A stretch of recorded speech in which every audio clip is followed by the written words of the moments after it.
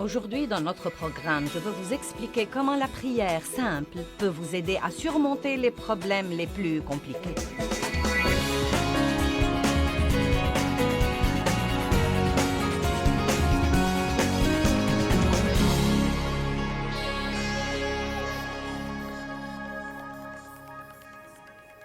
Ce qui compte dans la prière, c'est la sincérité du cœur.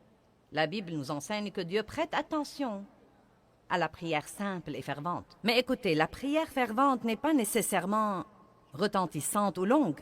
C'est la prière passionnée, la prière que vous priez de tout votre cœur. C'est la prière où le cœur y est. En fait, j'ai traversé une période de temps avec Dieu où il m'a défié de lui demander ce que je voulais et ce dont j'avais besoin en aussi peu de paroles que possible.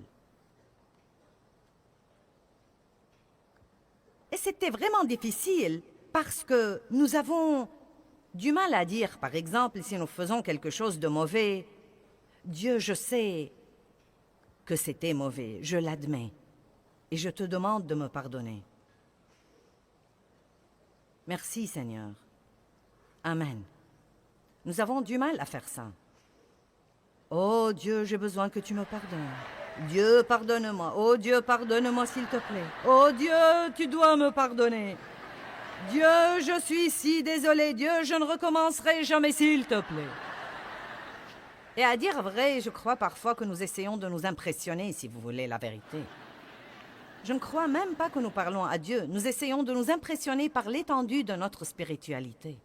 Je suis stupéfiée par les gens qui, quand ils prient, changent complètement de voix. Ils deviennent complètement comme ça. « Oh, toi !»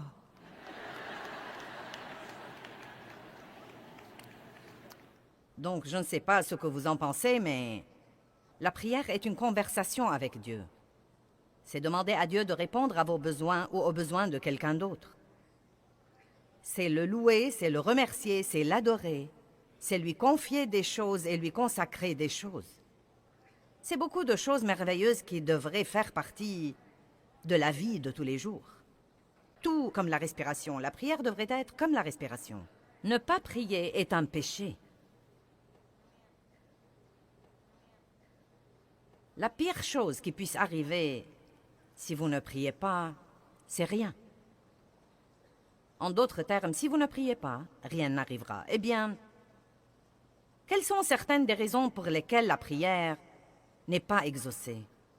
Tout d'abord, je ne sais pas si nous pouvons dire qu'une prière n'est pas exaucée. En fait, Dieu ne dit pas toujours oui. Vous savez, Dieu dit parfois, pas maintenant. J'ai en fait entendu des gens dire que Dieu ne dit pas non, mais je ne crois pas ça. Si je demande quelque chose qui n'est pas la volonté de Dieu, il me dira non. Sinon, je croirais qu'il ne m'aime pas. Parfois, il dit « attends ». Parfois, il dit « oui ». Et parfois, il dit « non ».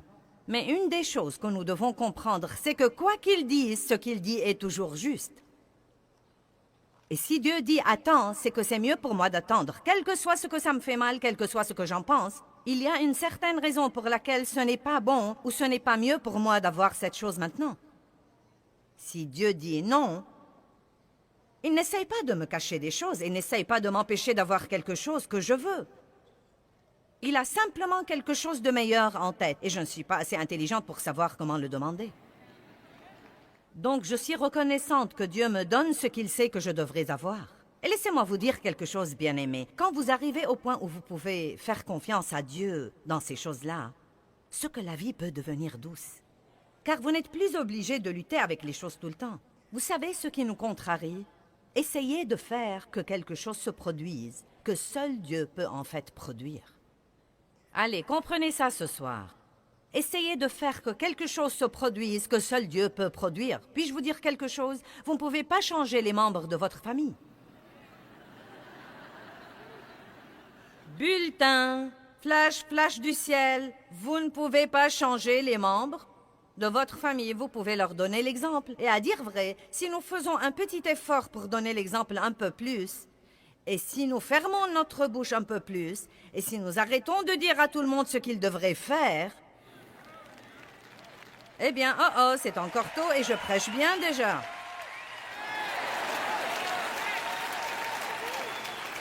Non, mais la Bible dit que la femme ne peut pas gagner son mari par la parole. Mais elle peut le gagner par sa conduite pieuse et par son attitude pieuse également. Amen. Certains d'entre vous ont entendu parler de Smith Wigglesworth, qui était un grand pasteur. Il était plombier et il a fini par devenir pasteur. Mais bien avant de devenir pasteur, il avait une femme pieuse et il était méchant avec elle au plus haut degré. Il ne voulait pas qu'elle aille à l'église, mais elle y allait quand même. Elle disait qu'elle n'allait pas abandonner sa relation avec Dieu et sa communion avec les autres croyants. Et il l'enfermait dehors. Et quand elle revenait à la maison, la porte était fermée. Et elle se couchait dehors et s'endormait. Et le matin, il avait mauvaise conscience. Il lui ouvrait donc la porte et la laissait entrer. Elle lui disait « Bonjour, Smithy » et elle lui préparait son petit déjeuner. Je sais ce que j'aurais fait, ça n'aurait pas été « Bonjour, Smithy ».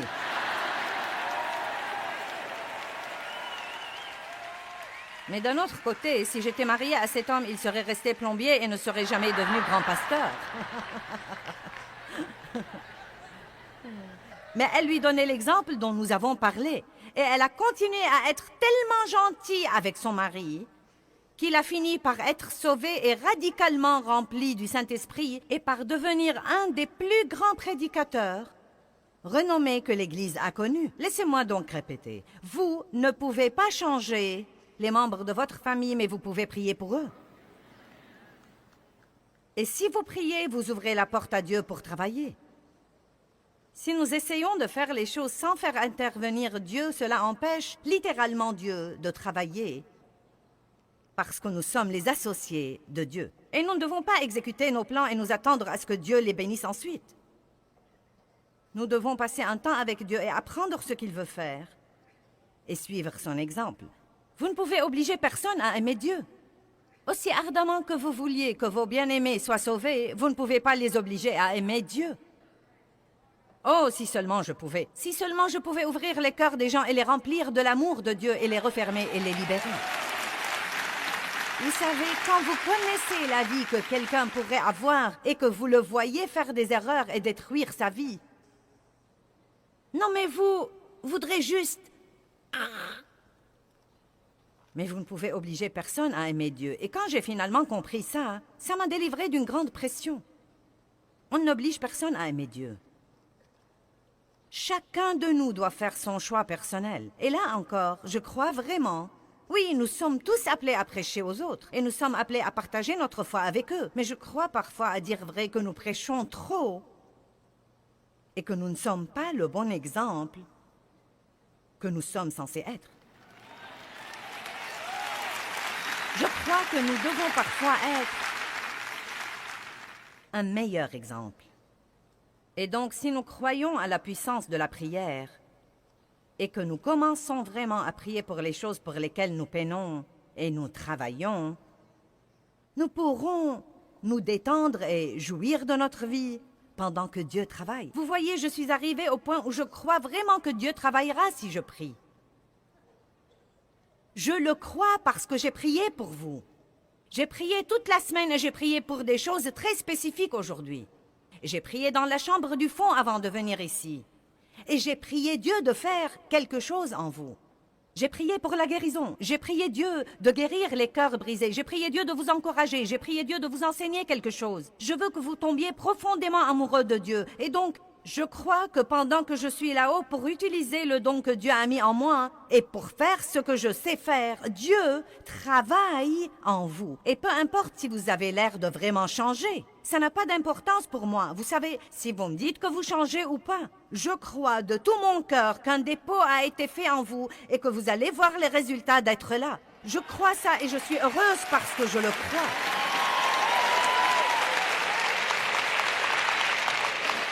Je suis heureuse au plus haut degré, car je crois en ce moment que je suis au milieu de la volonté de Dieu. Et je crois que ce que je fais, je le fais de mon mieux. Et je crois que la parole de Dieu va avoir un effet sur vous. Savez-vous quand j'étais malheureuse? Quand je venais ici et pendant que je prêchais, j'observais les visages des gens qui sont dans la salle. Quelqu'un faisait...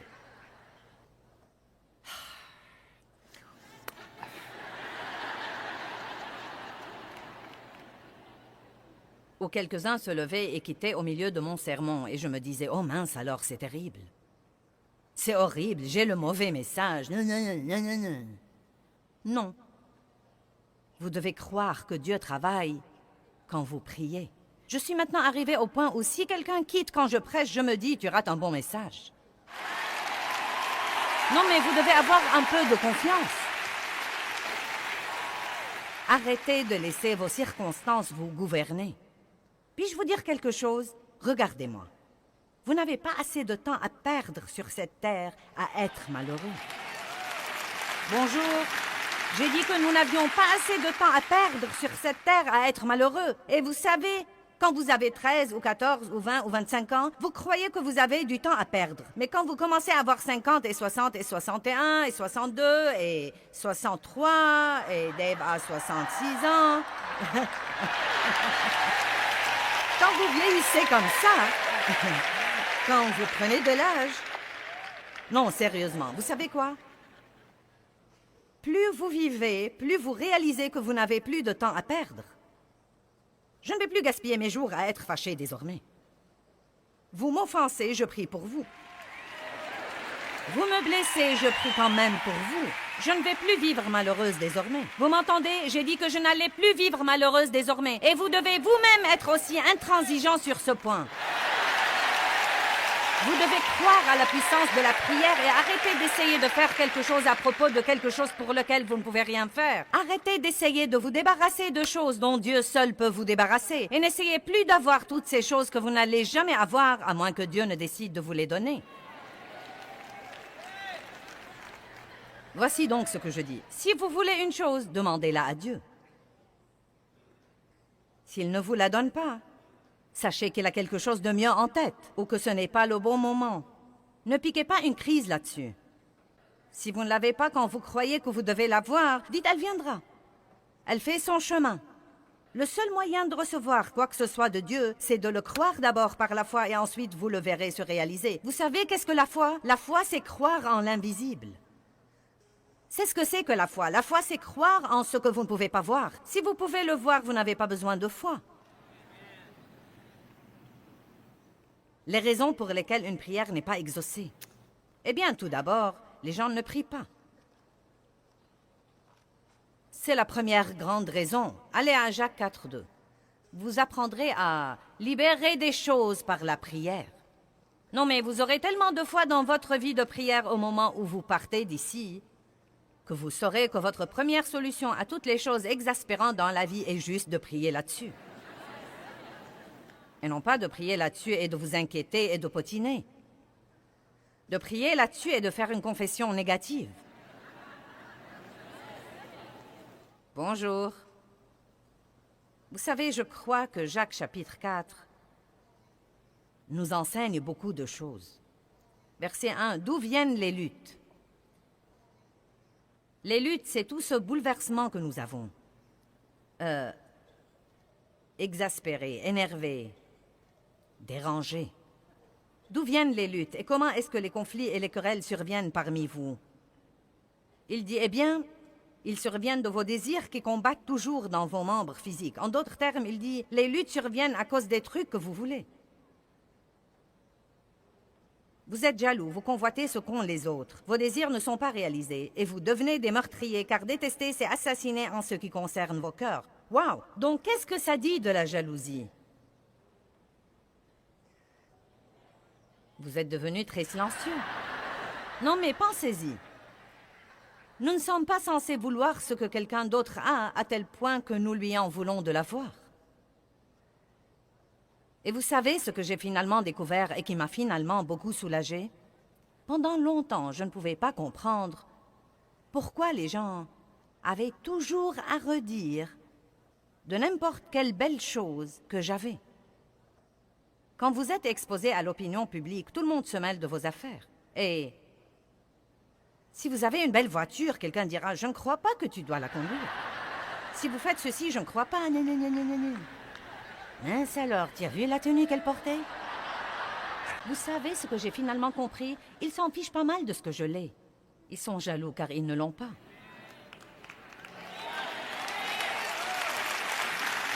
Et il en va de même pour vous, vous savez. Vous achetez une jolie maison, et certains de vos amis seront jaloux et médiront de vous. C'est juste parce qu'ils veulent une maison comme vous, mais ils ne savent pas comment s'y prendre pour l'avoir. Il dit ici, d'où viennent les luttes? Qu'est-ce qui nous garde vexés?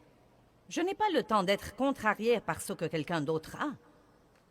Nous n'allons pas comparaître devant Dieu à la place des autres. Chacun va comparaître devant Dieu et rendre compte pour lui-même. Chaque homme comparaîtra devant Dieu et rendra compte pour lui-même. Nous ne devons pas nous inquiéter de ce que quelqu'un d'autre fait ou ne fait pas, ou de ce qu'il possède ou ne possède pas, ou de ce qu'il dépense ou ne dépense pas, ou de ce qu'il a ou n'a pas, car nous n'allons pas répondre de lui. Nous nous épargnerons d'ennui si nous nous occupons de nos affaires. Vous brûlez de jalousie et de colère et vous n'avez pas le contentement et le bonheur que vous voulez. Vous avez des querelles et des luttes. Et franchement, il y a environ 20 ans, la phrase suivante a changé ma vie. Vous ne possédez pas parce que vous ne demandez pas. Quel beau verset. Vous ne possédez pas parce que vous ne demandez pas. Et je me suis rendu compte,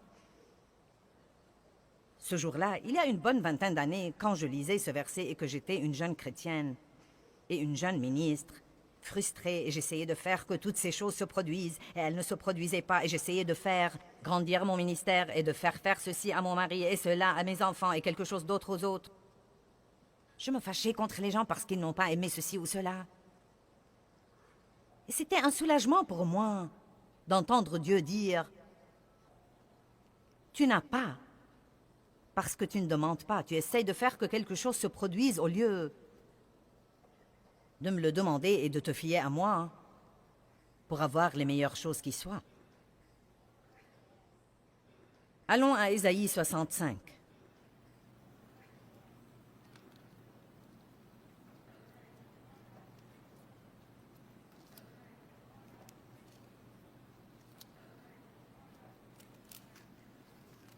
Versets 1 et 2.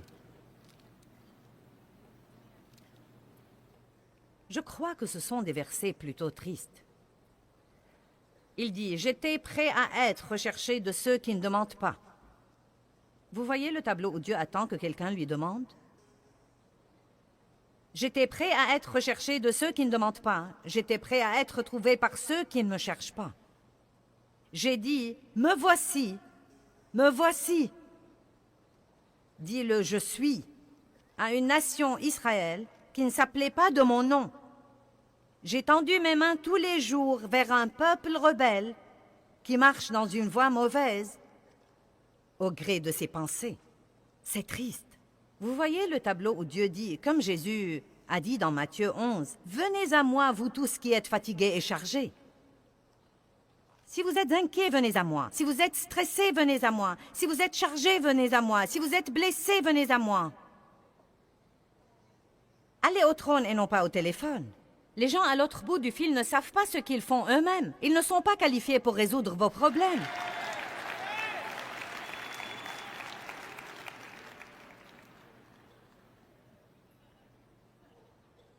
N'est-ce pas un verset génial? « J'étais prêt à être recherché de ceux qui ne demandent pas. » J'ai dit « Me voici, me voici. »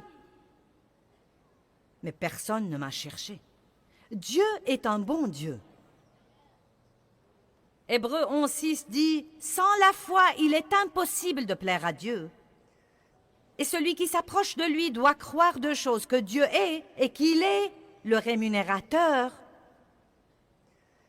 de ceux qui le cherchent diligemment. » Dieu est un bon Dieu.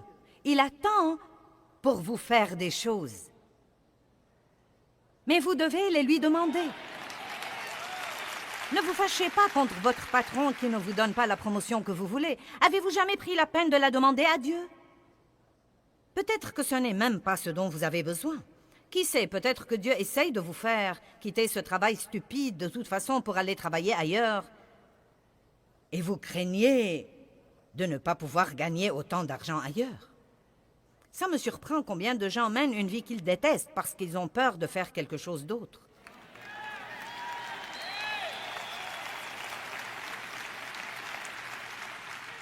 Voici un bulletin du ciel, je l'ai juste reçu. Vous ne pouvez pas suivre le Saint-Esprit et ne pas être heureux.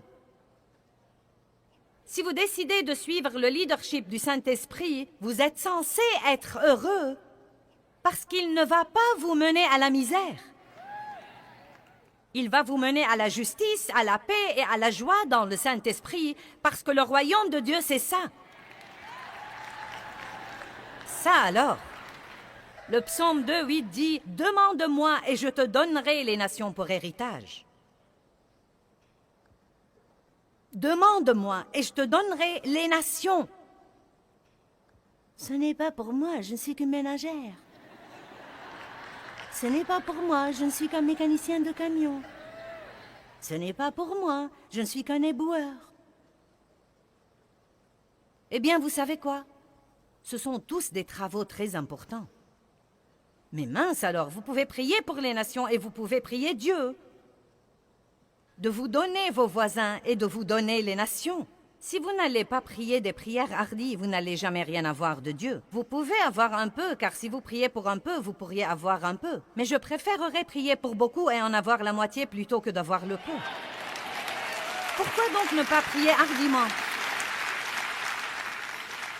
C'est la deuxième raison que j'ai ici pour laquelle les gens croient que leurs prières ne sont pas exaucées ou ne sentent pas que la prière produit grand-chose dans leur vie. C'est que les gens ne prient pas hardiment. Eh bien, Dieu, si tu me fais juste ceci.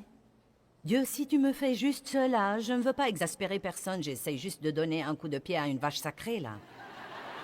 Si vous vous écoutez prier ou si vous écoutez tous les autres prier, les gens utilisent constamment le mot « juste ». Dieu, si tu peux juste nous aider. Dieu, si tu peux juste nous oindre. Dieu, si tu peux juste répondre à ce besoin. Dieu, si tu peux juste être là avec nous. Et cela m'a dérangé un jour et j'ai cherché le mot « juste » et il veut dire à peine assez pour se débrouiller. C'est ce qu'il veut dire, à peine assez pour se débrouiller. Mais écoutez-moi, non mais même en le sachant, j'ai vraiment du mal à l'enlever de mes prières. Et je crois que c'est cette attitude innée en nous comme quoi, eh bien, ne vous avisez pas de trop demander à Dieu. Eh bien, Dieu, veux-tu me pardonner juste cette fois? Pourquoi ne pas dire, Dieu, pardonne-moi cette fois, et demain j'aurai besoin que tu me pardonnes encore une fois? Car c'est bien la vérité, et Dieu la connaît déjà. Pourquoi ne commençons-nous pas à être des gens réels avec un Dieu réel qui sait tout sur nous? Devinez quoi? Vous ne surprenez pas Dieu, il savait ce qu'il aurait quand il vous a appelé. Je dis toujours, après que Dieu m'ait appelé au ministère, il n'a pas regardé Jésus une semaine plus tard pour lui dire « Oh non, maintenant qu'allons-nous faire ?» Je me rappelle la femme à qui j'ai parlé dans le magasin. Elle était employée là. Et je lui posais des questions sur sa rémunération. Touches-tu une commission ou un salaire? Comment est-ce que ça marche? Et elle m'a dit, eh bien, en fait, je touche un salaire. Mais elle a dit, je dois faire mon quota pour garder mon travail. Je lui ai dit, ça va pour toi? Elle a dit, non, en réalité, je suis très effrayée en ce moment, je n'ai pas fait mon quota. Et on m'a déjà réprimandé 2 ou 3 fois. Eh bien, la femme était chrétienne, nous parlions du Seigneur. Elle m'a reconnue de la télé et donc nous parlions. Elle a été à l'église toute sa vie et je lui ai dit, tu pries Dieu de trouver grâce aux yeux des gens pour que quand ils viennent acheter des trucs ici, qu'ils viennent à toi pour se renseigner? Et elle m'a dit, eh bien, ce ne serait pas bien, n'est-ce pas? Elle a dit, c'est ce que la femme a dit et elle a été dans l'église toute sa vie. Ce n'est pas juste de prier pour l'argent. J'ai dit, en as-tu besoin?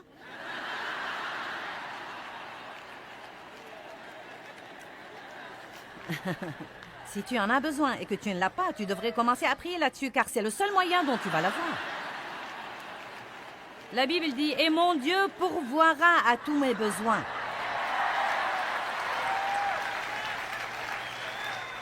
Maintenant, nous déraillons si nous ne prions que pour les trucs et l'argent. Mais en réalité, la femme avait une vie de prière pathétique, pitoyable, faible, une vie de prière molle. Et voilà le Dieu de tout l'univers, qui possède tout, qui a vraiment le tout. À qui le donnerait-il sinon à ses enfants? Mais il dit, vous n'avez pas parce que vous ne demandez pas. Demandez et continuez à demander. Frappez et continuez à frapper. Cherchez et continuez à chercher.